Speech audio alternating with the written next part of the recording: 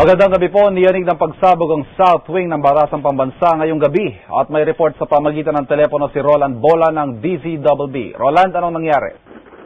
Ivan, alam mo, alas 8:05 sarili ko nang maramdaman at marinig ng ang napakalakas na pagsabog sa loob nitong Batasang Pambansa. Ako'y nasa tapat lamang nitong main entrance nitong Congress at kami tumakbo kasama ilang pulis ng Station 6. At nadatnan nga namin itong South Wing lobby gate o yung pinaka-entrada, yung kisame nito ay bumagsak na. Tatlong sasakyan ang nabagsakan yan at kung saan merong 4 na tao ang malubang nasugatan dahil sa napakalakas na pagsabog na yan. Isa nga doon ay si Congressman Henry Tevez na duguan at yung kanyang 3 staff. Bukod pa, doon sa nakita kong nakadapa dito sa damuhang bahagi nitong Congress na lalaki rin. Agad silang dinala sa pinakamalapit na ospital, matapos silang magtamo ng tama sa kailang mga katawan. Rumisponde rin etong mga bumbero, etong isang bumbero at isang bumbero pa lamang narito ngayon at inapula yung umaapoy na sasakyan, isang Fortuner ito. At naapula naman kagad. Pero sa ngayon ay nag-iimbestiga na itong Explosive and Ordnance Division ng QCPD dito sa lugar. Meron na rin mga opisyal ng pulis ang narito ngayon para magsagawa ng investigasyon.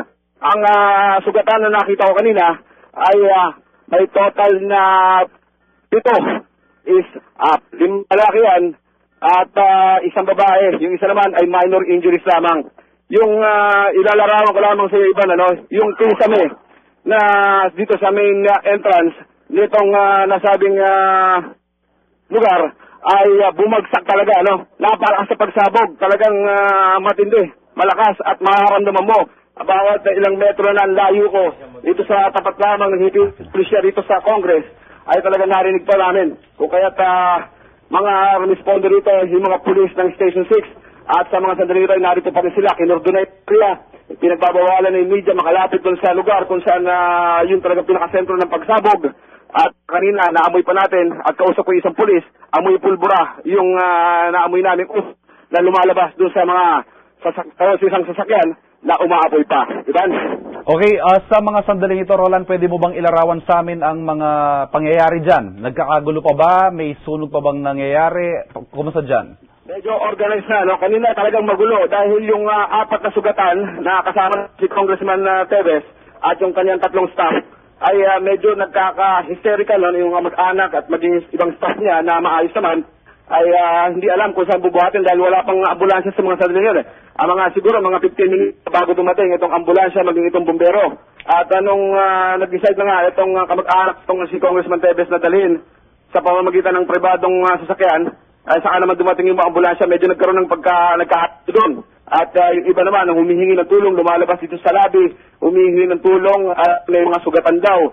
So, ang total na nakita natin, sa nakita ko ng mata ko, ay 4, 5 yung na sa may damuhan, yung babae na nakaupo naman, na dinala na sa ospital, at yung isang may tama lamang sa kanyang kamay. So, 7 lahat yun.